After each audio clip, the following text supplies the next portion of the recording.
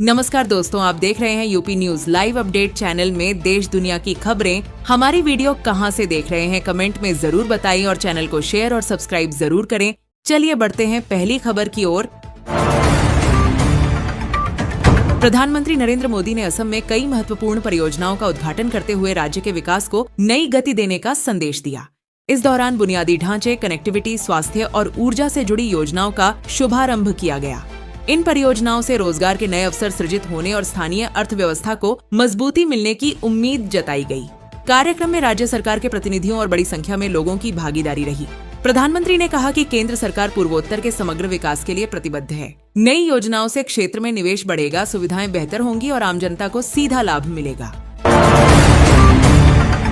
Railway सुधार योजना 2026 के तहत भारतीय रेल ने बड़ा निर्णय लेते हुए 52 सप्ताह में 52 सुधार लागू करने का लक्ष्य तय किया है। इस पहल का उद्देश्य यात्रियों की सुविधा बढ़ाना, समय पालन में सुधार, सुरक्षा मानकों को मजबूत करना और सेवाओं को अधिक आधुनिक बनाना है। योजना के अंतर्गत टिकटिंग सिस्टम में अपग्रेड, स्टेशनों पर बेहतर साफ सफाई, डिजिटल सुविधाओं का विस्तार, ट्रेनों की पंक्चुअलिटी पर फोकस और शिकायत निवारण तंत्र को तेज करने जैसे कदम शामिल हैं। भारतीय रेल का मानना है कि ये सुधार रेल यात्रा को अधिक सुरक्षित, तेज और आरामदायक बनाएंगे, जिससे यात्रियों का अनुभव बेहतर होगा। देश के 11 राज्यों में मौसम विभाग ने भारी बारिश और तेज तूफानी हवाओं को लेकर अलर्ट जारी किया है। इंडिया मेट्रोलॉजिकल डिपार्टमेंट के अनुसार कई इलाकों में गरज चमक, तेज बौछारें और तेज हवाएं चल सकती हैं, जिससे यातायात और दृश्यता प्रभावित होने की आशंका है। सड़कों पर जलभराव, ट्रैफिक धीमा होने और हवाई और रेल सेवाओं पर असर पड़ सकता है।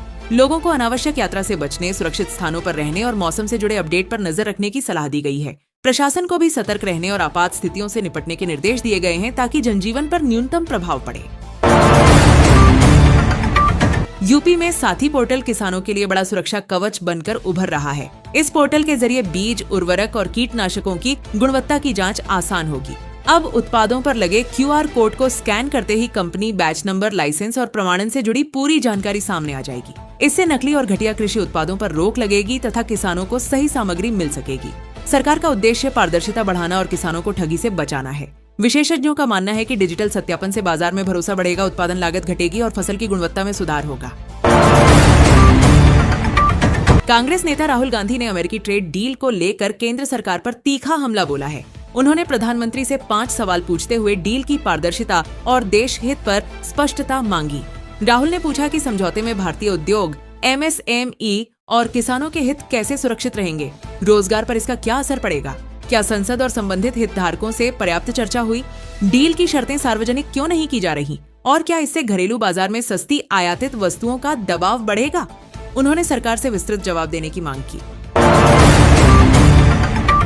समाजवादी पार्टी के अध्यक्ष अखिलेश यादव ने मुख्यमंत्री योगी आदित्यनाथ पर तंज कसते हुए कहा कि अब उन्हें दिल्ली की हवा खराब लगने लगी है। अखिलेश ने आरोप लगाया कि राज्य की समस्याओं से ध्यान हटाने के लिए बयानबाजी की जा रही है। उन्होंने कानून व्यवस्था, महंगाई और बेरोजगारी जैसे मुद्दों पर सरकार को घेरा। सपा प्रमुख ने कहा कि जनता असली मुद्दों पर जवाब चाहती है, न कि राजनीतिक टिप्पणियां। वहीं भाजपा की ओर से इन आरोपों को निराधार बताते हुए कहा गया कि सरकार विकास और सुशासन के एजेंडे पर काम कर रही है। बयान के बाद प्रदेश की सियासत में आरोप प्रत्यारोप तेज हो गए हैं। बिहार में RTE नियमों के उल्लंघन पर शिक्षा विभाग ने सख्त रुख अपनाया है। विभाग ने 3672 प्राइवेट स्कूलों के खिलाफ कार्रवाई के निर्देश जारी किए हैं। जांच में नामांकन, बुनियादी सुविधाओं और मान्यता से जुड़े मानकों में गड़बड़ियां सामने आने के बाद यह कदम उठाया गया। अधिकारियों को नोटिस जारी कर नियमों का पालन सुनिश्चित कराने को कहा गया है। तय समय में सुधार न होने पर मान्यता रद्द, जुर्माना या अन्य दंडात्मक कार्रवाई की जा सकती है। विभाग का कहना है कि RTE के प्रावधानों का पालन अनिवार्य है और छात्रों के अधिकारों से कोई समझौता नहीं होगा। इस फैसले से निजी स्कूलों में हड़कंप मच गया है। यह खबर पश्चिम बंगाल में मतदाता सूची वोटर लिस्ट की विशेष गहन पुनरीक्षण SIR प्रक्रिया से जुड़ी है, जिसमें बड़ी संख्या में नाम हटाए जा सकते हैं। पश्चिम बंगाल में SIR प्रक्रिया के तहत लगभग 68 लाख से अधिक मतदाताओं के नाम वोटर लिस्ट से हटाए जा सकते हैं, जैसा कि निर्वाचन आयोग के संशोधित आंकड़ों में दिखाया गया है। ड्राफ्ट लिस्ट में पहले ही 58 लाख से अधिक नाम हटाए जा चुके हैं और सुनवाई के दौरान लगभग 10 लाख और नाम हटने की संभावना है। सुनवाई और सत्यापन के बाद अंतिम सूची 28 फरवरी 2026 को जारी होगी, जिससे चुनावी रजिस्टर अधिक सटीक और वाजिब बने।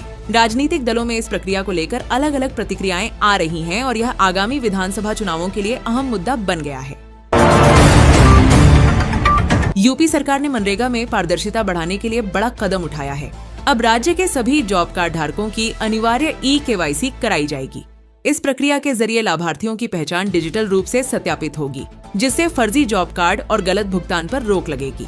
अधिकारियों को तय समय सीमा में ई-केवाईसी पूरा करने के निर्देश दिए गए हैं। जिन लाभार्थियों की ई-केवाईसी नहीं होगी, उनके भुगतान पर असर पड़ सकता है। सरकार का कहना है कि इस कदम से योजनाओं में गड़बड़ी कम होगी और वास्तविक मजदूरों को ही लाभ मिलेगा। साथ ही डेटाबेस अधिक सटीक और अपडेटेड बनेगा, जिससे भविष्य में धोखाधड़ी पर प्रभावी नियंत्रण संभव होगा। मध्य प्रदेश के सरकारी स्कूलों में शिक्षकों की कमी दूर करने के लिए सरकार ने 5000 पदों पर भर्ती का निर्णय लिया है। इस अभियान के तहत प्राथमिक और माध्यमिक शिक्षकों के रिक्त पद भरे जाएंगे। शिक्षा विभाग ने प्रक्रिया शुरू करने के निर्देश जारी कर दिए हैं। भर्ती से स्कूलों में पढ़ाई व्यवस्था मजबूत होने और छात्रों को बेहतर शिक्षण सुविधा मिलने की उम्मीद है। लंबे समय से खाली पदों के कारण प्रभावित शैक्षणिक गतिविधियों को इससे राहत मिलेगी। विभाग का कहना है कि चयन प्रक्रिया पारदर्शी होगी और मेरिट के आधार पर नियुक्तियां की जाएंगी। इस कदम को शिक्षा गुणवत्ता सुधार की दिशा में अहम माना जा रहा है। यह रिपोर्ट बताती है कि देश के प्रमुख 8 शहरों में घर खरीदना महंगा हो गया है। प्रॉपर्टाइगर के नवीनतम डेटा के अनुसार 2025 में इन शहरों में औसत आवासीय कीमतों में करीब 6% की वृद्धि दर्ज हुई है, जिसमें बेंगलुरु में सबसे ज्यादा 13% तक वृद्धि देखी गई है। दिल्ली एनसीआर में भी कीमतें बढ़कर करीब 6% पर पहुंची, जबकि कुछ अन्य शहरों में भी हल्की बढ़ोतरी दर्ज हुई है। विशेषज्ञों के अनुसार यह उछाल मुख्य रूप से मांग में मजबूती और निर्माण लागत बढ़ने की वजह से है। यह परिवर्तन घर खरीदारों के लिए बजट योजना और निवेश फैसलों को प्रभावित कर सकता है। नई रिटेल महंगाई CPI सीरीज में तंबाकू उत्पादों का वेटेज बढ़ने पर अर्थशास्त्री चिंता जता रहे हैं। उनका मानना है कि इससे महंगाई दर वास्तविक उपभोक्ता खर्च की तस्वीर से भटक सकती है। तंबाकू पर टैक्स बढ़ोतरी या कीमतों में उतार चढ़ाव का CPI पर अधिक असर दिखेगा, जिससे नीति निर्धारण प्रभावित हो सकता है। विशेषज्ञों का कहना है कि तंबाकू आवश्यक वस्तु नहीं है, इसलिए ज्यादा वेटेज से महंगाई का संकेत विकृत हो सकता है। इससे ब्याज दर, मौद्रिक नीति और वेतन समायोजन जैसे फैसलों पर अनपेक्षित दबाव बन सकता है। उनका सुझाव है कि वेटेज उपभोग पैटर्न और सामाजिक प्राथमिकताओं के अनुरूप संतुलित होना चाहिए।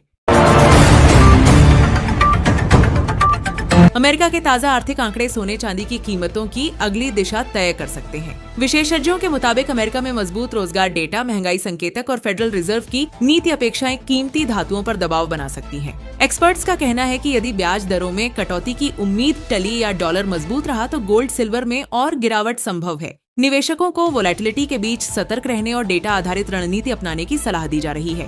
बाजार विश्लेषकों का मानना है कि शॉर्ट टर्म में उतार चढ़ाव तेज रह सकता है, जबकि लंबी अवधि के निवेशक स्तरों पर नजर बनाए रखें।